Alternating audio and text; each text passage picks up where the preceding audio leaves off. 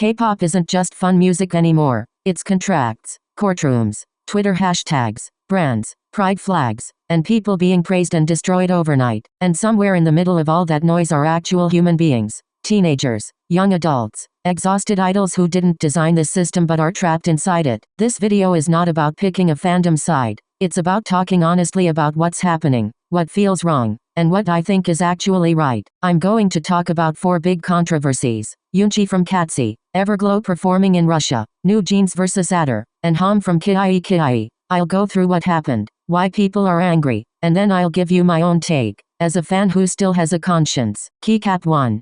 YOONCHAE and KATSEYE homophobic trend versus a 17-year-old human. Let's start with the controversy that honestly makes me the most uncomfortable. YOONCHAE from KATSEYE. KATSEYE is a global girl group formed under HYBE and Geffen through the debut, Dream Academy, with members from different countries and backgrounds. The group has been marketed as bold, edgy, boundary-pushing, and even queer-inclusive. 2 members, Lara and Megan, have publicly come out, and the group has been framed as a safe space for LGBTQ+ fans. YOONCHAE, the youngest member, was born in 2007. She is 17, and yet she is at the center of a storm that adults created. The most recent wave of hate came after a red carpet interview at the 2025 MTV VMAs, where KATSEYE were asked about gays or their LGBTQ+ fans. In the viral clip, some members respond, but YOONCHAE remains noticeably quiet and a bit stiff. That 2-second silence was enough for Twitter and TikTok to explode with the label homophobic. People took screenshots, slowed the video down, analyzed her face, and decided they knew what was in her heart.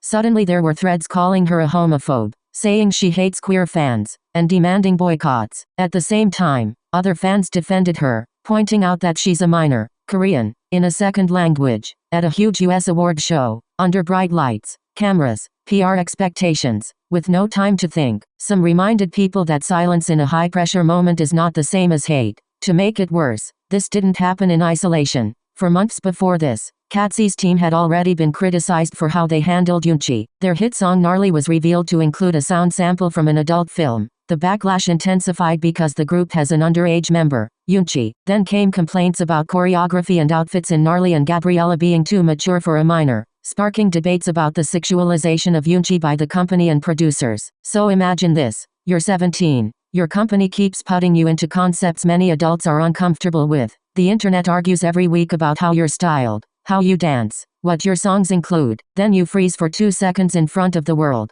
and they decide you're homophobic. For me, that is where I draw the line. Is it okay to have a discussion about idols and allyship? Yes. Is it okay to talk about how companies sometimes use queer aesthetics and pride imagery as a marketing tool while not actually caring about real queer people? Also yes, K-pop and Western pop do this a lot. But is it okay to hang the label homophobic on a 17-year-old, based on one nervous, silent moment, while she is surrounded by cameras, in a foreign language, under a company that scripts half her life? For me, no, that's not activism, that's cruelty. The real issue is not does YOONCHAE hate gay people.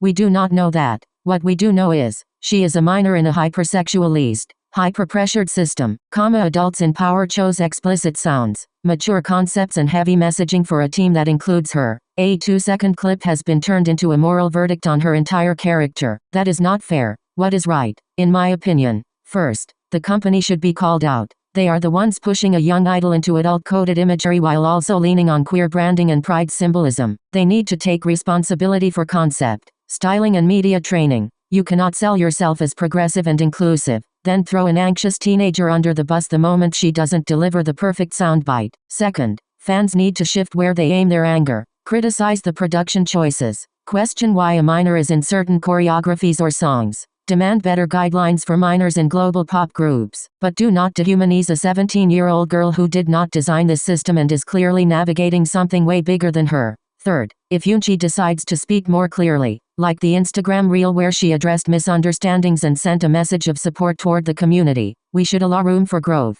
nuance and learning, not trap her in one viral moment forever. In short, I don't think YOONCHAE is the villain here. I think she's the symptom of an industry that uses youth, controversy and identity as tools. And if we actually care about queer people and young idols, then our target should be the system, not just the scared teenager standing in front of a microphone. The next controversy is Everglow's performance in Russia in November 2025. While the Russia-Ukraine war is still very real, On November 23, Everglow held a concert in Russia despite months of fans, especially Ukrainian fans, begging the company and organizers not to go. For many people watching online, this wasn't just a tour stop.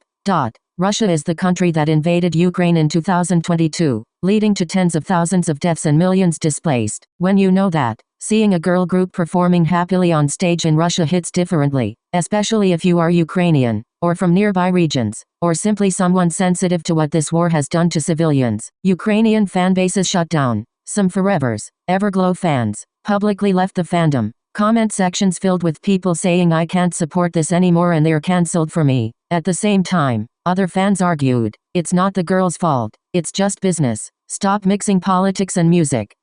Here's where I stand. First, Everglow the people and Everglow the business decision are not the same thing. The members are employees. They do not book venues. They do not negotiate contracts with Russian promoters. They do not decide to risk backlash for money. That is the job of the company and tour organizers. So when people say Everglow is cancelled, I think that's too simple. The group on stage is the visible face, but the invisible decisions were made by executives, lawyers and marketing teams who will probably never see the kind of hate the girls are receiving online. Second, we cannot pretend touring in Russia in 2025 is the same as touring anywhere else. The war is not some ancient history. It's ongoing. Ukrainian fans weren't being too sensitive. They were asking not to see their favorite group entertain the country that invaded theirs just 3 years ago. That is a very human emotion. You can understand the contractual side and still feel like the moral side is wrong. Third, the silence from the company is a problem. Fans wrote emails, ran hashtags, begged for a statement. Instead, the tour went ahead, and after everything blew up, there was no clear empathy shown toward the fans who were hurt. Silence from a corporation always feels like, we don't care as long as the tickets sold.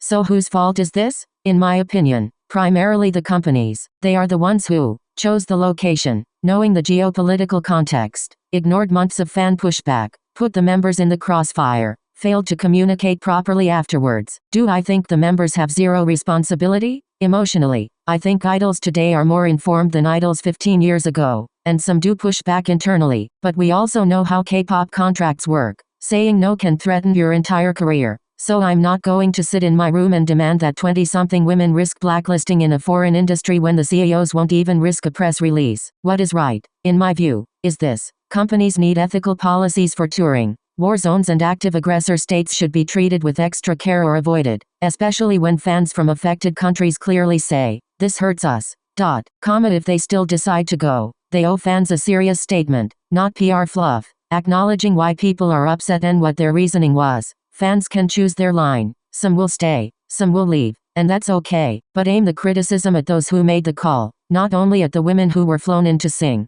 You can love Everglow's music and still say, this decision wasn't right. That's not being a fake fan. That's being a human first.